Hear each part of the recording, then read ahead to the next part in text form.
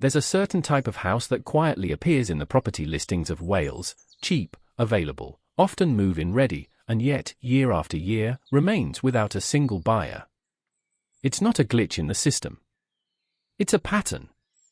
Among mist-covered valleys, grey stone villages, and hills where the wind never seems to rest, Wales holds onto some of the most untouched landscapes in all of Britain. This is where generations of miners, shepherds, and farmers built their homes with their own hands, using whatever stone was nearby and the slate that once covered the roofs of nearly every town around them. This is the same Wales where, today, you can find properties selling for a fraction of what a small flat would cost in London. But there's a difference between a house that's cheap and a house that nobody wants. Throughout this video, we're going to walk through 5 of these properties scattered across Welsh territory, each with its own architecture, its own history, and above all, its own reason for having been overlooked by the market. Some hide problems that are visible at first glance. Others hide problems that only become clear once you understand the region, the access road, or what is, or isn't, nearby. And then there are those that, surprisingly, have nothing wrong with them at all, aside from simply being too far from the eyes of anyone looking. What these 5 houses have in common isn't just the price. It's the silence around them. We're going to go through it, property by property, what's really behind these low values, and whether, deep down, the problem is the house itself, or just the wrong question being asked about it. At first glance, it looks like just another simple retreat tucked away among the fields of North Pembrokeshire, a single-story home with clean, modern lines, surrounded by well-kept lawn and a wooden veranda that stretches across the entire front. But that quiet appearance hides a story that, on its own, explains why this kind of property rarely attracts buyers, even at a price of just £65,000. The property sits within Mabus Bridge Caravan Park, on the outskirts of the village of Mathri, a settlement perched atop a hill in North Pembrokeshire, looking out over St George's Channel toward the Irish Sea in the distance. Before we get into the details that make this house a particular case in the market, it's worth walking through it as though we were stepping through the wooden gate onto the deck right now. The facade is finished in light paneling, framed by mahogany-toned beams, with wide sliding windows that open directly onto the outdoor deck. That deck, raised off the ground, works as a small social veranda, bordered by a dark wooden railing, and it's there that most of the house's daily life seems to unfold, a place to sit, take in the garden, and feel the wind that almost never stops blowing through this part of Wales. Inside, the house follows the logic of a compact bungalow, 2 bedrooms, 1 bathroom, a living area integrated with the kitchen, everything designed to make functional use of every square foot.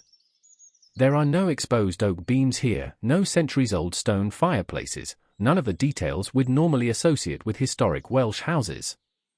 This isn't a 19th-century building.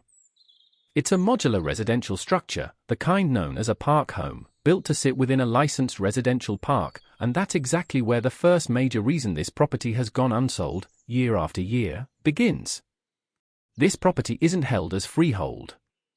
It's leasehold, sitting on land that belongs to the park itself, which means whoever buys this house isn't buying a piece of Welsh land, but rather the right to keep a residential structure on ground managed by someone else. That comes with recurring maintenance charges, rules set by the park's management, and, in many cases, restrictions around future resale, exactly the kind of detail a hasty buyer only discovers after already falling for the wooden veranda and the quiet of the garden. And the quiet here is real. Mathri isn't a passing-through kind of village. It was first settled atop this hill as far back as the Iron Age, when its elevated position served as a lookout point against invasions from the sea, and that same elevation today offers one of the fullest panoramas of the entire North Pembrokeshire coastline. At the centre of the village stands the Church of the Holy Martyrs, rebuilt in 1869 on the foundations of far older places of worship, with 9th-century inscribed stones still preserved in the churchyard wall. Centuries ago, Mathri had a weekly market and an annual fair granted by royal charter. Today, only the echo of that importance remains, along with a single traditional pub that still welcomes locals and walkers passing through on the coastal path toward the beaches of Abermawr and Aberbarge. That contrast is what defines this property. On one hand, a functional, affordable, move-in ready house, surrounded by one of the most beautiful settings in North Wales. On the other, a form of ownership that pushes away buyers who dream of permanence, of owning their own land, of a piece of Wales that truly belongs to them. £65,000 buys, here, comfort and scenery, but it doesn't buy, in the traditional sense, a permanent home on land of its own. And if this first house already shows that a low price doesn't always mean a simple opportunity, the next property is going to carry that very same question into a completely different setting, where the problem isn't on paper, but in the structure of the house itself. Here's the English version. At first glance, it looks like just another stone-terraced house, lined up alongside dozens of others exactly like it along a narrow, sloping street, the kind of building that repeats itself, almost identically, for miles across the mining valleys of South Wales. But each of these houses carries, within its dark stone walls, the memory of one of the most intense industrial histories in all of Britain. The property sits on Hendrafadog Street, in Tylertown, a small settlement within the Ferndale district, at the heart of the Rhondda Farc Valley. Seen from outside, the house is unassuming, local stone-facing, white-framed sliding windows, a dark wooden door set within decorative stained glass, and stone steps rising directly from the pavement to the entrance, no front garden, no setback, no transition space between the street and the doorstep. That closeness to the public road isn't a design flaw. It's the architectural signature of an entire era. Inside, the house is arranged across 3 bedrooms and 1 bathroom, spread over 828 square feet, a compact but functional layout, typical of the housing built in rows to shelter mining families during the population explosion of the 19th century. The rooms are narrow, the hallways short, the staircases steep, and every detail reflects a time when the priority wasn't comfort, but housing as many workers as possible as close as possible to the mines. And those mines, here, aren't just a minor detail. Tylertown was literally born out of the discovery of coal. In 1892, David Davies deepened the shaft that would become known as Tylertown Colliery, reaching 606 yards down, at the time, the deepest shaft in the entire Rhondda Valley. Thousands of men descended into that darkness every single day, and the village that grew up around the mine was built in a hurry, house after house, street after street, to shelter workers and their families. A short distance away, in Ferndale, the same mining complex went on to employ more than 5,000 men and produce 1,700,000 tons of coal a year at its peak. That history, though, also carries tragedy.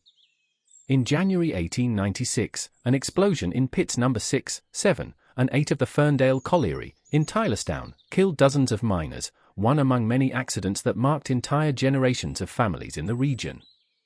The stone houses that still line these streets today were, in large part, direct witnesses to those events, built for workers, lived in by their families, and shaped by decades of hard labor, constant danger, and an extremely strong sense of community, forged in coal. Today, the mines have long since closed.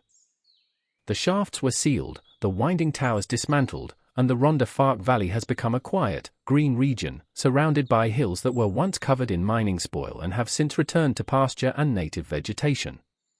What remains are the houses, miles of stone terraces that visually define every village in the region, and that today form one of the most affordable pockets of housing stock in all of Britain. And that's precisely where the second part of this story lies. These houses rarely draw much interest from outside the region itself, because they still carry the image of a valley that was, for many outside buyers, long synonymous with economic decline following the closure of the mines, decades of deindustrialization that still weigh on how the area is perceived by those house hunting elsewhere in the UK. The house itself is in good condition, solid, held in full freehold ownership, with adequate structural upkeep. What's missing isn't build quality. It's, quite simply, the interest of buyers who've never considered the Rhondda Valley as a destination. £87,950 buys, here, 3 full bedrooms, full ownership of the land, and a physical piece of one of the most important industrial histories in all of Wales, but it also buys an address that, for many buyers, still carries the quiet weight of a past most would rather not revisit. If this house showed us that a region's being overlooked can weigh just as heavily as any structural flaw, the next property is going to reveal a completely different kind of obstacle, a problem that isn't in the area's history, but in the very ground beneath the house itself. At first glance, it looks like just another terraced house forgotten at the end of a quiet street, but the simple fact that we can see vegetation taking over the front wall and entrance already tells part of the story before we've even stepped through the door. This isn't a house that's recently sat empty. It's a house that stood still long enough for nature to slowly start reclaiming it. The property is in Highfield, within Ferndale, in the Rhondda Cynon Taf district, the same region as our previous property, but here the story takes a different turn. Where the house in Tylertown carried the weight of a forgotten region, this one carries the weight of time itself pressing down on a structure left too long without upkeep. From the street, what you see is a low masonry wall, now covered by a flowering climbing plant that spreads over the front door, almost completely hiding the step up into the house. Behind that unchecked greenery, the facade follows the typical Victorian pattern of the region's mining-era buildings: light render on the upper section, stone masonry at the base, and a side window framed in exposed brick. It's a modest facade, without ornamentation, built to last, and it has, in fact, lasted well over a century. Inside, the house offers 3 bedrooms and 2 bathrooms, spread across 1,011 square feet, a generous footprint by the standards of this region's miners' cottages, suggesting extensions carried out over the decades to accommodate larger families. But it's exactly this kind of construction, built in haste at the height of the mining boom, on sloped ground, with solid stone walls and no damp-proofing whatsoever, that today accounts for the most common issues found in property surveys across the Rhondda Cynon Taf area: moisture penetrating through the solid walls, decay in the original timber floor structures, and, in many cases, signs of ground movement linked to the old mine workings running beneath much of the valley's subsoil. Ferndale, like Tylertown, was born directly out of coal mining. The first shaft was sunk in 1857, and the village grew up around it so quickly that it became the first intensively industrialized area in the entire Rhondda Valley. But that same haste, which put up hundreds of houses in just a few years, also left deep marks beneath the ground. In November 1867, an underground explosion at the Ferndale colliery killed 178 miners. Less than 2 years later, in June 1869, a second explosion took the lives of 53 more men. These are tragedies that shaped not only the emotional identity of the region, but also, quite literally, the ground these houses were built on, ground that was drilled, hollowed out, and, in many places, is still monitored today for the risk of structural settlement. Today, decades after the mines closed, Ferndale has become a quiet town, surrounded by the valley's green hills, with small historic chapels still standing, like the old Rhondda Chapel, and a pace of life that follows the unhurried rhythm of communities that once lived off coal and now live, largely, off local life and neighborhood trade. It's a beautiful, quiet place, but one that, decades on, still carries the economic effects of an industrial collapse that pushed unemployment in the region far above the UK national average in the 1990s, a scar that still shapes how outside buyers view the whole valley today. Facing the house in Highfield, then, the problem isn't just the vegetation covering the entrance, nor just the outside perception of the region. It's also, very likely, beneath the foundations themselves, in the combination of century-old solid stone walls, decades of exposure to the damp typical of the Welsh climate, and a subsoil that, like much of the Rhondda Valley, still holds the physical memory of everything that was once excavated beneath it. £99,950 buys, here, generous space, 3 full bedrooms and 2 bathrooms, but it demands, almost certainly, from anyone drawn to it, the courage to investigate what lies behind that vegetation-covered facade, and the willingness to take on a house that carries, quite literally, the weight of the valley's history beneath its own feet. If this property showed us that time can be just as unforgiving as any visible flaw, the next one is going to reveal a completely different kind of property, where the challenge lies not in the structure, nor in the history, but in something far simpler to grasp: distance. Here's the English version. At first glance, it looks like just another whitewashed stone cottage, hunched among vegetation that's already begun creeping over the entrance, but what stands out here isn't a structural flaw, nor a heavy industrial past. It's the simple realization that we are, finally, very far from anywhere at all. The property sits on Pant Redynog, in the small village of Maeshafn, near the town of Mold, on the border between Denbighshire and Flintshire, in North Wales. And if the previous 3 properties taught us something about leasehold ownership, about whole regions being overlooked, and about the weight of time on old structures, this one teaches us something different. Sometimes the reason a house stays on the market has nothing to do with the house itself, or even the region. It simply comes down to the distance between it and anything resembling everyday life. The facade is modest, whitewashed over stone masonry, with a small chimney and a dark slate roof, the kind of building that repeats itself throughout this part of North Wales, where the climate demands thick walls and steep roofs to withstand constant rain. The front door is framed by a small covered porch, almost a Llanteg, sheltering the threshold from the rain before you even step into the house proper. Inside, the property is compact, just one bedroom and one bathroom, alongside a living room described as spacious, which takes up most of the building's usable space. That layout isn't accidental. Maeshafn began life as a lead mining village, and historical accounts of the area describe how the miners themselves built their own houses by hand, claiming small plots of land and putting up one- or two-room cottages to shelter their families. This house, with its single bedroom and generous living room, still carries that original logic today: simple, direct construction, meant to shelter rather than to impress.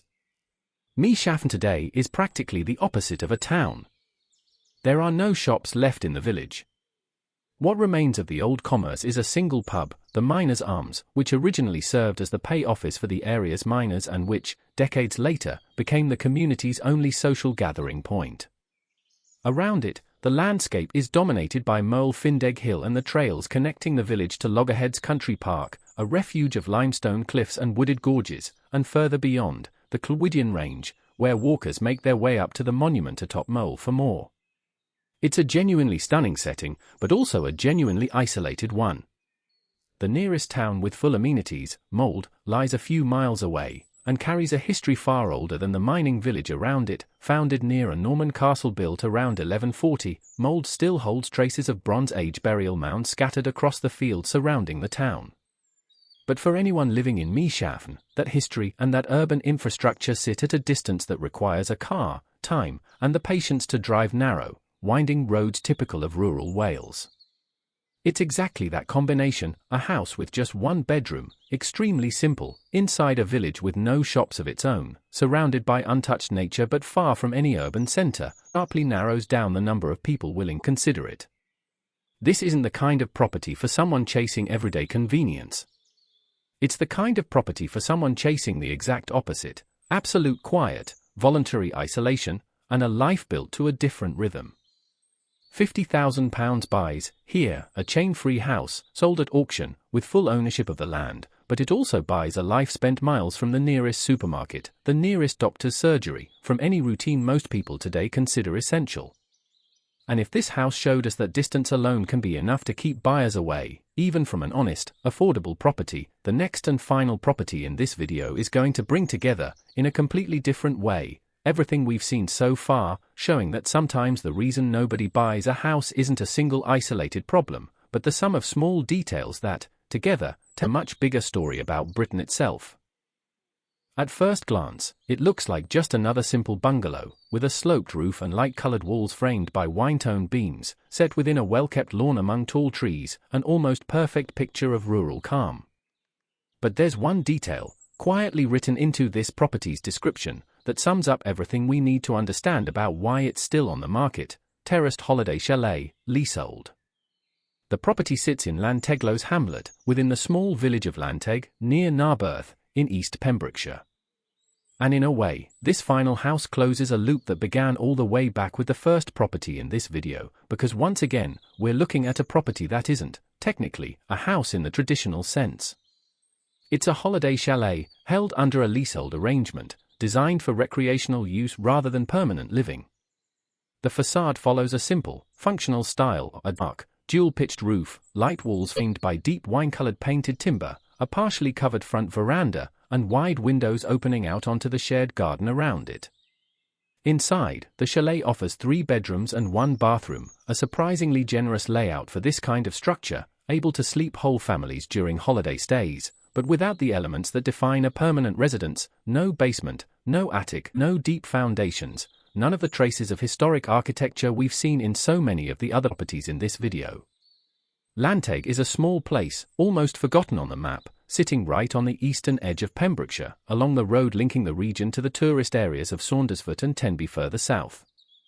The village once had 2 chapels, both closed for years now, and its parish church, dedicated to St. Eladir, with origins dating back to the 13th century, was formally taken out of use in 2009, after being deemed structurally unsafe. Today, Llanteg doesn't even have a pub. What's left of community life is centered on a petrol station, the village hall, and a small holiday complex known locally as the Wanderer's Rest, along with a scattering of caravan parks nearby, the very same kind of recreational setup this property fits into. The village was once entirely agricultural. Today only 2 working farms remain in the area, a quiet reminder of how rural Pembrokeshire has changed over the past century, trading part of its farming identity for seasonal tourism, holiday homes, and chalets like this one. And that shift is exactly what explains why this final house, even at just £69,500, rarely attracts buyers looking for a permanent home. As we saw with the very first property in this video, a leasehold arrangement strips the buyer of full ownership of the land, replacing it with recurring fees and rules set by an outside management body.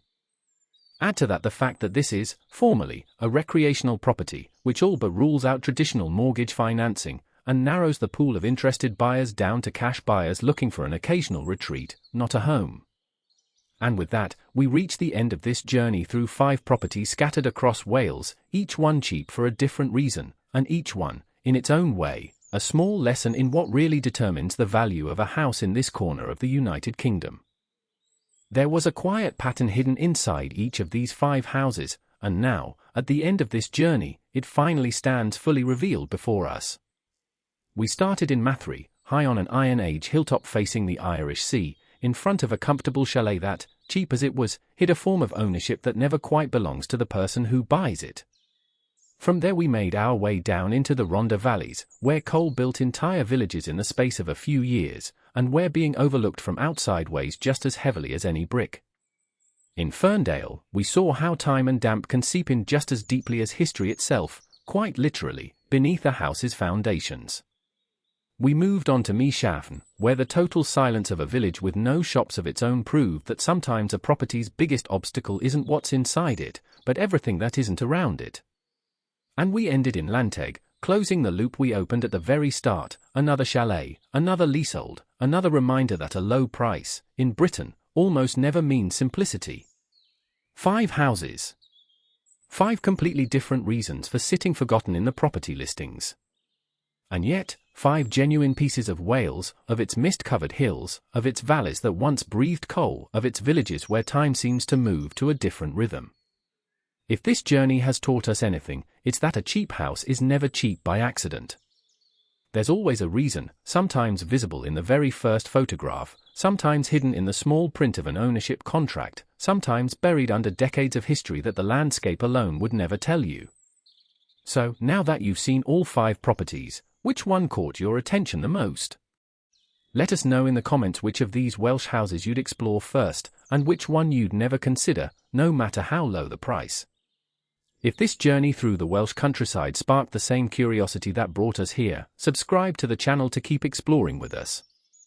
The next stop takes you to a new region of the UK, with new houses, new stories, and new reasons hiding behind every price tag. Until next time.